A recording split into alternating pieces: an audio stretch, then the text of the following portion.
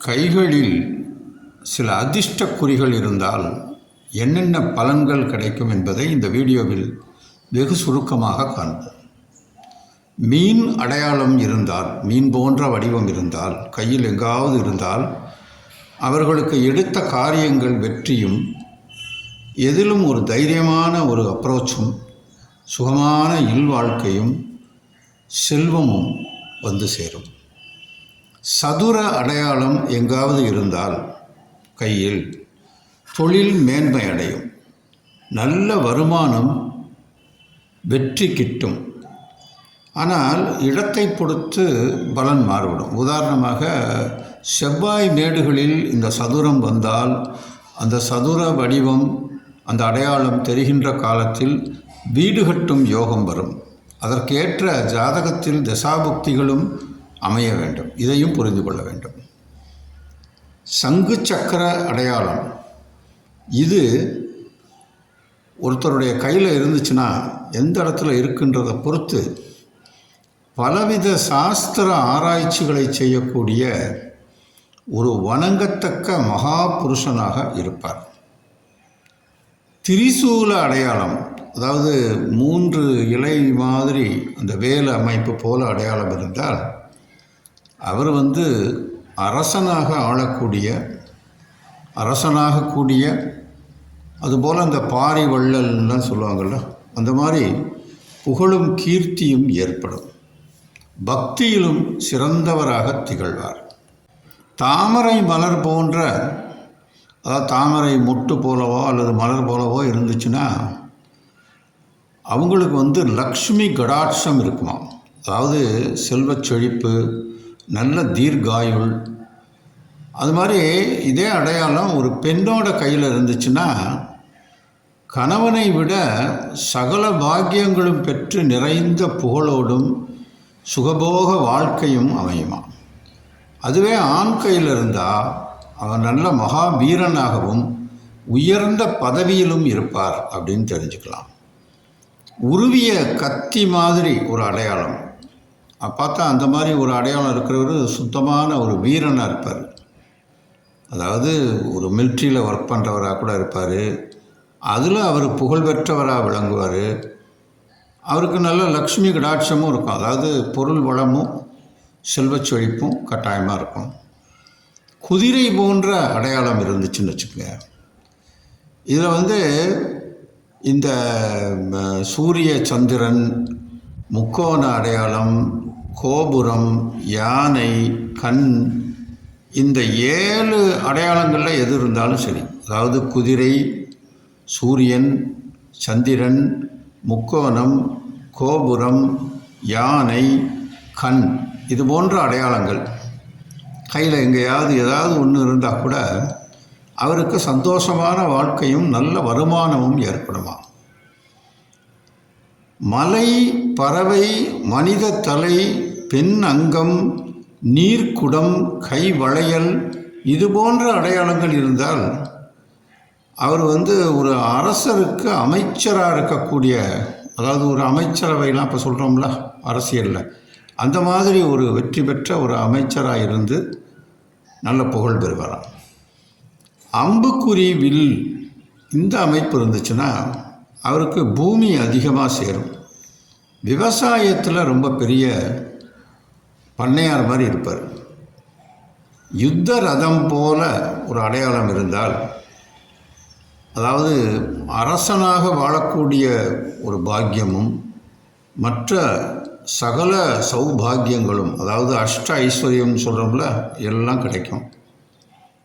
அவருக்கு கீழே ஒரு பெரிய ஒரு பட்டாலியன், ஒரு சேனை மாதிரி, அந்த காலத்தில் இந்த சேனைன்னு சொல்லுவாங்கள்ல, ஒரு ஒரு ஒரு படைக்கு ஒரு தளபதியாக ஒருத்தர் இருப்பார். அவருக்கு கீழே பல சோல்ஜர்ஸ் இருப்பாங்க. அந்த மாதிரி ஒரு அமைப்பு அவருக்கு கிடைக்கும். அதாவது அவர் அந்த சோல்ஜர்ஸ்க்கு ஹெட்டாக இருப்பார். வட்ட அடையாளமோ அல்லது குடை அடையாளமோ இருந்துச்சுன்னு வச்சுக்கோங்க ஒருத்தர் கையில், அவர் சக்கரவர்த்தி ஆகக்கூடிய யோகங்கள் இருக்குது. ஆனால் இந்த யோகம், இந்த வட்டமும் கொடையும் ரெண்டும் இருக்கணும். அந்த அடையாளம் இருந்தால் தான் இந்த மாதிரி சக்கரவர்த்தி ஆகக்கூடிய யோகம் இருக்குது. இதில் ஏதாவது ஒன்று இருக்குதுன்னு வச்சுக்கோங்க, வெறும் வட்டம் மட்டுமோ அல்லது குடை மட்டுமோ இருந்தால் நல்ல சீரும் சிறப்பும் மிக்க ராஜ யோக வாழ்க்கை அவருக்கு இருக்கும்னு புரிஞ்சுக்கலாம். விதிரேகை அங்கனமேடு தொட்டு சூரிய மேடு வரை சென்றிருந்தால் வியாபாரத்தின் மூலம் திரண்ட செல்வத்தை சேர்ப்பவராக இருப்பார். அதனால் அவர் நல்ல வசதியாக அரண்மனை போன்ற மாளிகை வீடுகளில் வசிக்கக்கூடிய அல்லது ஒரு நல்ல சிட்டியில் நல்ல கார்னராக பெரிய ஒரு சொத்து வச்சுருப்பார். அந்த மாதிரி ஒரு யோகம் இருக்கும். விதி ரேகை சனி விரலை நோக்கி போச்சுன்னு வச்சுக்கோங்க, அவருக்கு இந்த புத்திர பௌத்திர அதாவது பேரப்பிள்ளை மகன் இந்த மாதிரி வம்ச விருத்தி அந்த பாக்கியமும் அதுபோக திரண்ட செல்வமும் சேருமா. அதனால் அவர் நல்ல சுகபோகத்தோடு நீண்ட நாள் வாழ்வார்னு இதிலிருந்து நம்ம புரிஞ்சுக்கலாம். விதிரேகை சுட்டு விரலை நோக்கி சென்றிருந்தால் பெரிய தனகர்த்தாவாக இருப்பார். அதாவது பெரிய செல்வந்தராக இருப்பார். தன்னோட ஜாதியை விட்டு மாறி வேறு ஜாதியில், அதாவது ஒரு லவ் மேரேஜ் மாதிரி பண்ணியோ அல்லது ஏதோ ஒரு வகையில் ஜாதி மாற்றம், மத மாற்றம், ஜாதி மாற்றம்லாம் சொல்கிறோம்ல, அந்த மாதிரி மாறி அதில் அவர் பெரிய உயர்ந்த ஒரு லெவலில் இருப்பார். ஒரு வசதியான சீமானை போல இருப்பார். சீமான்னா நான் சொல்கிறது ஒரு பெரிய செல்வந்தராக இருப்பார்.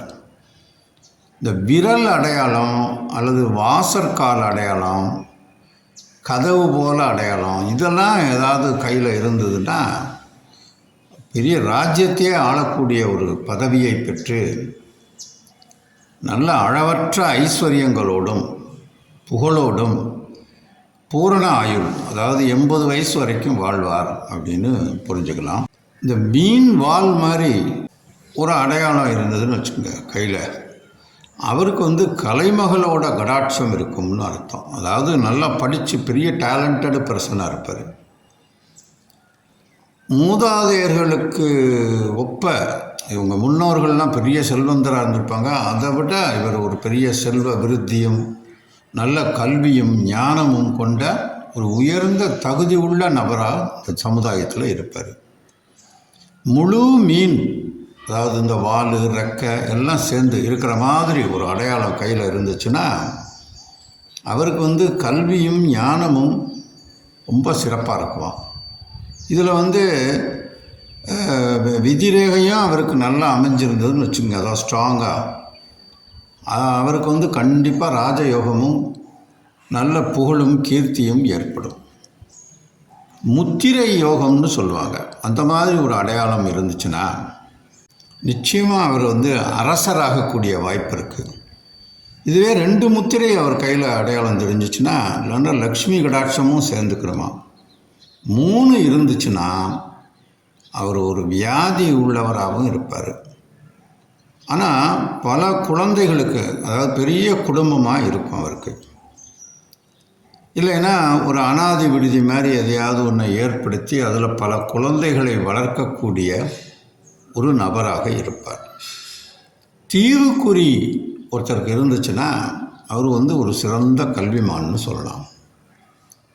அதே மாதிரி மீன் வால், இந்த வஜ்ராயுதம், இது போன்ற அடையாளங்கள் தென்பட்டால் 1000 பேருக்கு அவர் உணவளித்து அவங்கள பரிபாலனம் செய்யக்கூடிய ஒரு நபராக இருப்பார். இதில் தாமரை குறியும் சேர்ந்து இருந்ததுன்னு வச்சுக்கோங்க, அவர் 10,000 பேரை டெய்லி அவங்களுக்கு சாப்பாடு போட்டோ அல்லது அவங்களுக்கு வேண்டியதை செஞ்சோ அவங்கள போஷித்து வளர்க்கக்கூடிய ஒரு நபராக இருப்பாராம். அதில் சங்கு அடையாளமும் சேர்ந்துருச்சுன்னு வச்சுக்கோங்க, அவர் நாட்டு மக்களையே அவங்களுக்கெல்லாம் உணவளித்து அவங்கள போஷித்து அரசாளக்கூடிய ஒரு தகுதியில் இருப்பார். இந்த விசிறி, கடுக்கன் இது போன்ற அடையாளங்கள் ஒருத்தருடைய கையில் இருந்துச்சுன்னா அவர் ஒரு ராஜ்யத்தையே ஆளக்கூடிய ஒரு நபராகவும் இருப்பாராம். மீன், கலப்பை, வஜ்ராயுதம் இது போன்ற அடையாளங்கள் சேர்ந்து ஒருத்தருடைய கையில் இருந்ததுன்னா நல்ல செல்வ சம்பத்தோடு பெரிய ஒரு வசதியானவராக இருப்பார். இந்த நீர்க்குடம், கொடி இது போன்ற அடையாளங்கள் ஒருத்தருக்கு இருந்ததுன்னா அவர் பெரும் செல்வத்துக்கு அதிபதியாவாராம். முக்கோண அடையாளம் மட்டும் இருந்ததுன்னா நல்ல குணமுள்ளவராகவும் அதனால் அவர் புகழும் கீர்த்தியும் உள்ளவராகவும், இது போக இந்த முக்கோண அடையாளம்ன்றது ஆயுள் ரேகை, புத்தி ரேகை, ஆரோக்கிய ரேகை, இந்த மூணும் சேர்ந்த இடத்துல ஒருத்தருக்கு ஏற்பட்டிருந்துச்சுன்னா அவர் நல்ல நீண்ட ஆயுளும் அருளும் அதிர்ஷ்டமும் நிறைஞ்சிருக்குமா அவருக்கு.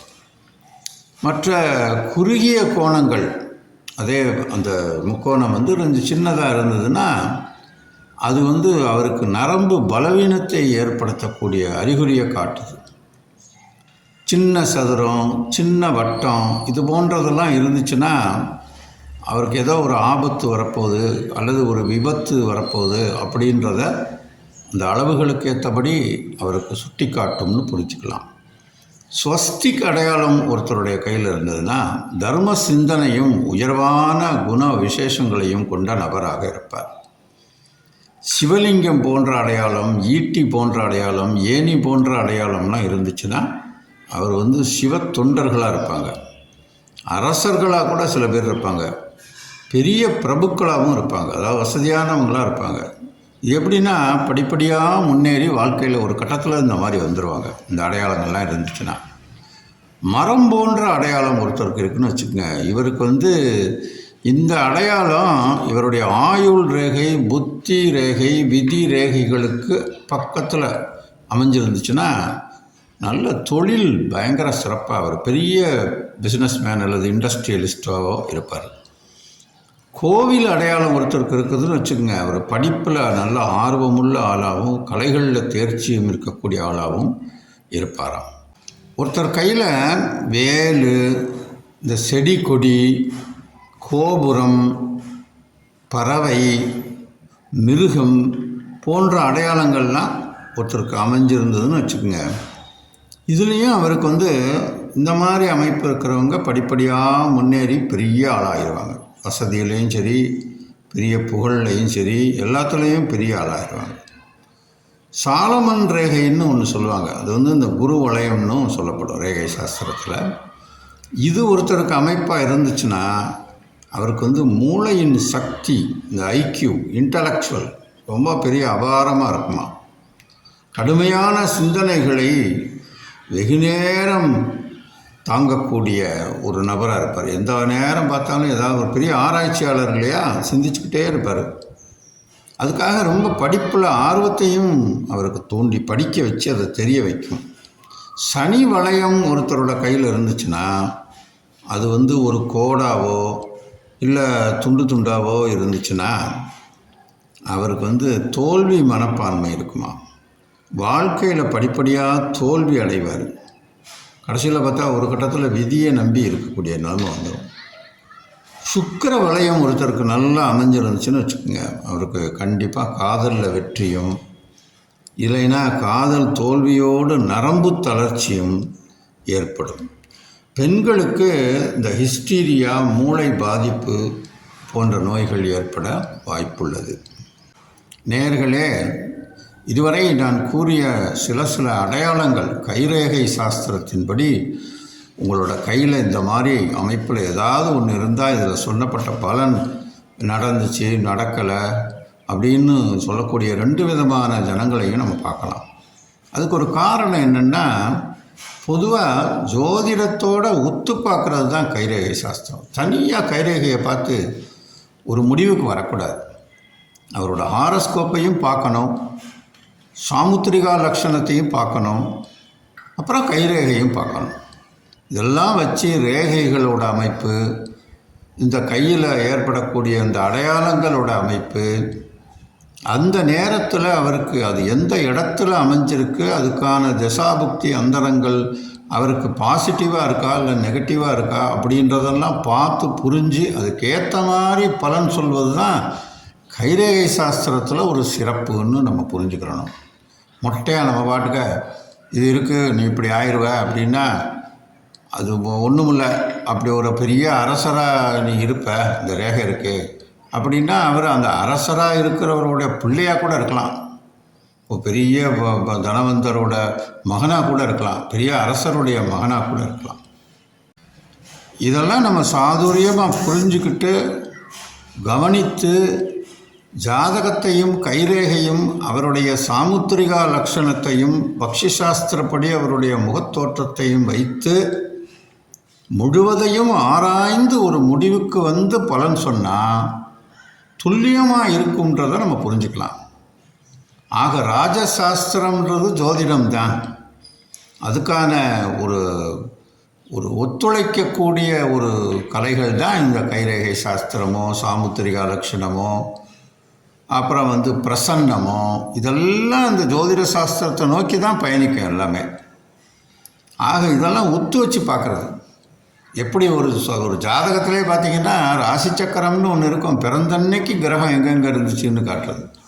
அதில் ஒரு நெகட்டிவ் பிளானட் இருக்குன்னு வச்சுக்கோங்க, அது பார்த்திங்கன்னா நவாம்சத்தில் பாசிட்டிவ் பிளானட்டாக இருக்கும். அப்படி நம்ம ஒத்து வச்சு பார்க்குறதுக்கு, பாசிட்டிவாக பார்க்குறதுக்கு, அது ஒரு நெகட்டிவான பலனை சொல்ல வேண்டிய கால சூழ்நிலையாக இருக்குன்னா அதையும் அவருக்கு எச்சரிக்கை பண்ணி அதுக்கான உரிய பரிகாரங்களையோ அல்லது அவர் எந்த வகையில் அதை சரி பண்ணிக்கலான்ற ஒரு அறிவுரையோ கொடுத்து அந்த ஜாதகருடைய அல்லது அந்த வந்திருக்கிற அந்த கிளைண்ட்டுக்கு துல்லியமான விஷயங்களை எடுத்து கூறுவதற்கு இந்த கைரேகை சாஸ்திரமும் உபயோகப்படும் என்பதை இந்த நிகழ்ச்சியின் மூலமாக விளக்குவதற்காகத்தான் நான் இதுவரை இந்த கைரேகை சாஸ்திரத்தை பற்றி சொல்லியிருக்கிறேன். இது ஒரு பெரிய கடல், நிறையா இருக்குது.